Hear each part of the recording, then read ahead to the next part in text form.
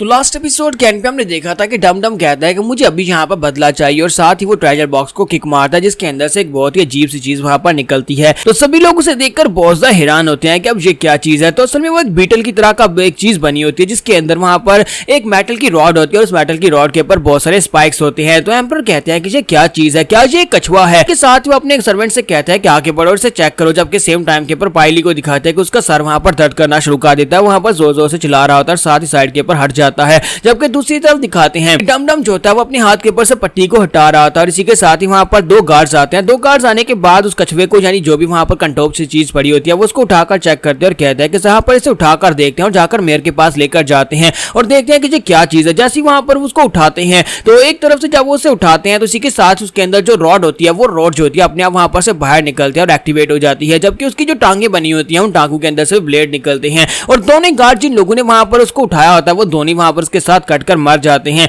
दोनों वहीं पर ग्राउंड के ऊपर गिरते हैं, मर जाते हैं। मेयर चिल्लाकर कहते हैं कि ये क्या है, तुम यहाँ पर मेरे साथ क्या चीज लेकर आए हो। ईस्टर्न जनरल ने मेरे लिए यहाँ पर कौन सा तोहफा भिजवाया ताकि मैं इसको अपने हाथ में पकड़ता और इसी के साथ में यहाँ पर मर जाता। तो इसके साथ ही जुई चैंगफैंग उसे कहता है कि नहीं, ये चीज मैं यहाँ पर अपने तोहफे वाले बॉक्स के अंदर बिल्कुल भी लेकर नहीं आया। मुझे लगता है कि तुम लोगों ने जानबूझकर इस चीज को इसके अंदर रखा है। तो गवर्नर उसे कहता है कि अपनी बकवास बंद करो। अगर मैंने यहाँ पर इस चीज को खुद इसके अंदर रखा होता तो मैं अपने गार्ड्स को इसे चेक करने के लिए आगे क्यों भेजता। मेरे दो गार्ड्स की डेड बॉडी तुम्हें क्या ग्राउंड के ऊपर पड़ी दिखाई नहीं दे रही, ये चीज तुम यहाँ पर लेकर आए हो। मिस्टर होंगजिंग को दिखाता है कि होंगजिंग जो होती है वहां पर डेड बॉडीज को देखकर बेचारी बहुत ज्यादा घबरा जाती है। सेकंड एपिसोड से कहती है कि तुम्हें यहाँ पर अपने आप को संभालना होगा। फिर साथ ही वहां पर उसकी तरफ देखती है और कहती है कि मुझे यहाँ पर किसी भी एंगल से एक स्वord तो दिखाई नहीं देती क्योंकि उसके अंदर से वहां पर जो डंडा निकल रहा है उसके ऊपर बहुत सारे स्पाइक्स हैं। अगर जिसके ऊपर स्पाइक्स हैं तो कोई इसको यहाँ पर विल्ड कैसे करेगा, यानी इसको अपने हाथ में पकड़ेगा कैसे अगर ये तलवार का हैंडल है तो। और इसी के साथ ही दिखाता है कि डम डम बड़ी तेजी के साथ जंप करते हुए आगे बढ़ता है, जाकर उसी ब्लेड उसका जो हैंडल होता है जिसके ऊपर स्पाइक्स होते हैं उसको अपने हाथ में पकड़ता है जिससे वो स्पाइक्स उसके हाथ के अंदर दंस जाते हैं।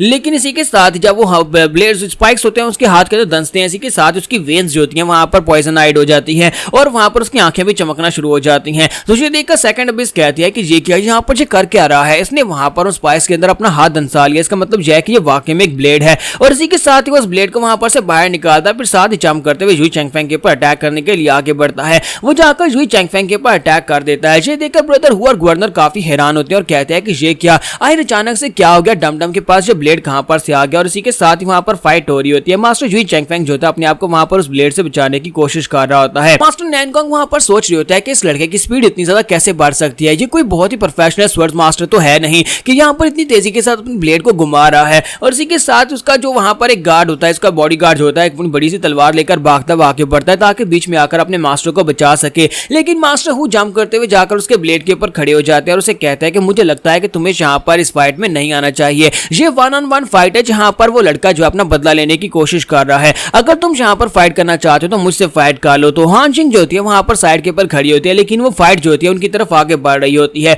तो लेडी अबिस कहती है कि मुझे लगता है किसी जानबूझकर इस तरफ आगे बढ़ रहा है, यानी कि वहां पर जो मास्टर जुई चैंगफैंग होता है वो जानबूझकर वहां पर लड़कियों की तरफ आगे बढ़ रहा था ताकि उस फाइट को उस तरफ लेकर जाया जा सके। तो मास्टर हु कहता है कमीना कहीं का, ये इस फाइट को साइड के ऊपर ले जाने की बजाय लड़कियों की तरफ लेकर जा रहा है। मैं लगता नहीं है कि सेकंड अबिस को जाकर बचा पाऊंगा क्योंकि मैं अगर यहां पर से भी जाऊंगा तब भी मैं इतने टाइम रहते नहीं पहुंच पाऊंगा। और इसी के साथ हमारे पायली को दिखाते हैं कि पायली जंप करते हुए सेकंड अबिस के सामने जाकर खड़ा हो जाता है जबकि उसने यंग ड्यूक के पास उसकी तलवार भी छीन ली होती है। यंग ड्यूक इस बात से काफी हैरान होता है कब वो उसके पास तलवार लेकर चला गया। और हमारे पायली से वो कहती है पायली तुम्हें क्या हो गया, तुम यहाँ पर क्या कर रहे हो। तुम्हारा पायली उन सभी को बताता है कि सभी लोग होशियार हो जाओ, ये एक डीमन ब्लेड है, इसको अजूरे क्रैक कलर कहते हैं। स्पेशल एबिलिटी यह है कि जो भी इस ब्लेड को यहाँ पर अपने हाथ में पकड़ता है उसको बहुत ही जबरदस्त पावर मिलती है। ये अपनी पॉइजन की वजह से उसे बहुत ही अनइमेजिनेबल पावर देता है और अपनी पावर्स को चैनल करके वो बंदा अपनी स्पीड को इंक्रीज कर सकता है जिसकी वजह से इसके पास स्पीड और पावर दोनों है। और साथ ही पायली का सर वहां पर फिर से दर्द करना शुरू करता है, साथ उसकी आंखें वहां पर चमक रही होती हैं और बिल्कुल एक डीमन किलर बन जाता है। और हमारा पायली जो होता है बड़ी तेजी के साथ आगे बढ़ता है, वो जाकर वहां पर डम डम के ऊपर अटैक करना शुरू कर देता है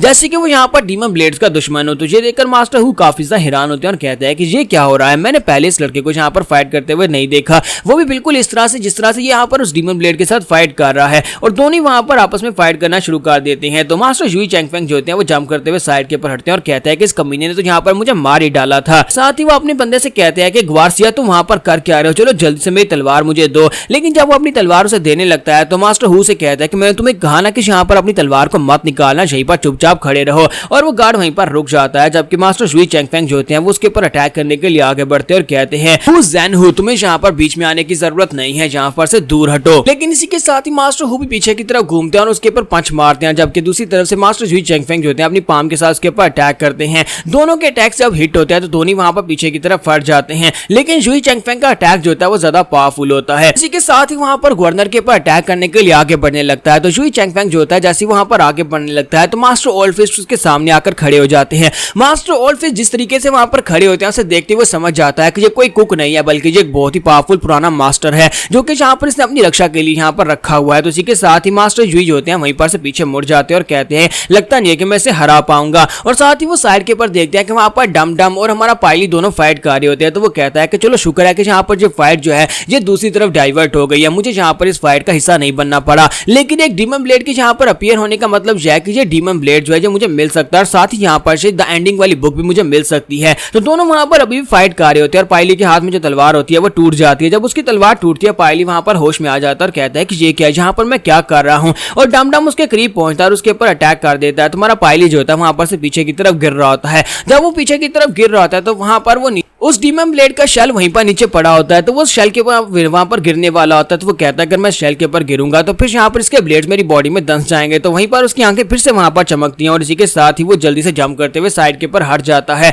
जबकि हमारा जो ज़ूरे क्रैकलर डीमन ब्लेड होता है वो अपने शेल के अंदर जाकर दस जाता है। तो पायली कहता है कि मुझे समझ नहीं आ रही कि अचानक से मुझे क्या हो रहा है। थोड़ी देर के लिए ऐसे लगता है जैसे कोई मुझे मेरी बॉडी को कंट्रोल कर रहा हो। कहीं ऐसा तो नहीं है कि यहाँ पर सीजिंग मात्रा की वजह से हुआ है। मास्टर वी ने यहाँ पर अपनी मेमोरी जो मुझे ट्रांसफर की थी ये उसकी वजह से होता है। इसी के साथ ही वो डम डम की तरफ देखता है कि डम डम जो होता है वहां पर उस पावर को हैंडल नहीं कर पा रहा था, जिसकी वजह से उसकी बॉडी जो है फेड होना शुरू हो जाती है। तुम्हारा पायली जल्दी से भागता हुआ आगे बढ़ता है और कहता है कि मुझे बस यहाँ पर इसके हाथ से इस डीमन ब्लेड को छुड़वाना होगा। और वो जल्दी से जंप करते हुए उसकी तरफ लपकता है और उसे वहां पर खींचकर साइड के ऊपर धक्का देता है, जिसकी वजह से डम डम के हाथ से वो ब्लेड छूट जाता है। तो जब उसके हाथ से ब्लेड छूट जाता है तो इसी के साथ ही यंग ड्यूक चिल्लाकर कहता है कि गार्ड जल्दी से यहाँ पर आओ, ये दोनों असैसिन्स हैं, इन दोनों को आकर बंदी बना लो। और गार्ड्स वहां पर आते हैं और आकर डम डम और पायली दोनों को वहां पर पकड़ लेते हैं। जबकि सेकंड बेस आके बढ़ती है और कहते हैं कि रुको, जहां पर तुम कर क्या रहे हो, तुम लोग जहां पर पायली को कैसे पकड़ सकते हो, ये तो यहाँ पर तुम्हें बचाने की कोशिश कर रहा था, इसने यहाँ पर डीमन ब्लेड से हमारे एम्परर को बचाया है। जबकि यंग ड्यूक वहां पर सोच रहा था कि ये क्या, इस लड़की को तो यहाँ पर इस नौकर का नाम भी पता है, अब तो यहाँ पर इसके मरवाने की और ज्यादा बड़ी वजह है, मैं इसको मरवा डालूंगा। एक नौकर यहाँ पर इस सेकंड बेस के लिए इतना ज्यादा खास कैसे हो गया। तो इसी के साथ ही यंग मास्टर ड्यूक उसे कहता है क्या तुमने यहाँ पर देखा नहीं,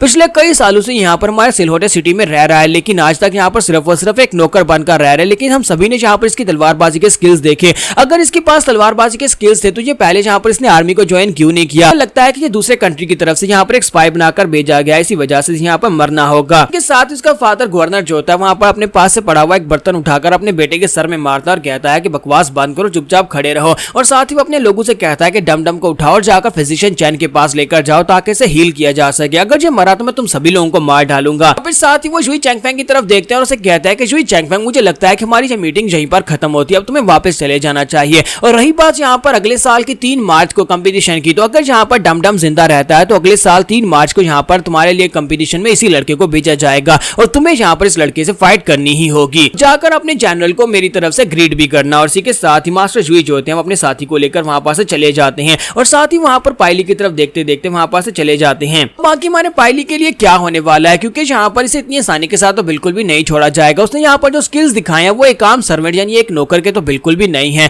तो क्या गवर्नर्स की बात के ऊपर यकीन कर लेंगे कि उसने यहाँ पर स्किल्स कहाँ से सीखे हैं, ये हमें नेक्स्ट एपिसोड में पता चलेगा। एपिसोड की एक्सप्लेनेशन अच्छी लगी तो कमेंट करके जरूर बताइएगा। वीडियो को लाइक करना मत भूलिएगा। Thank you.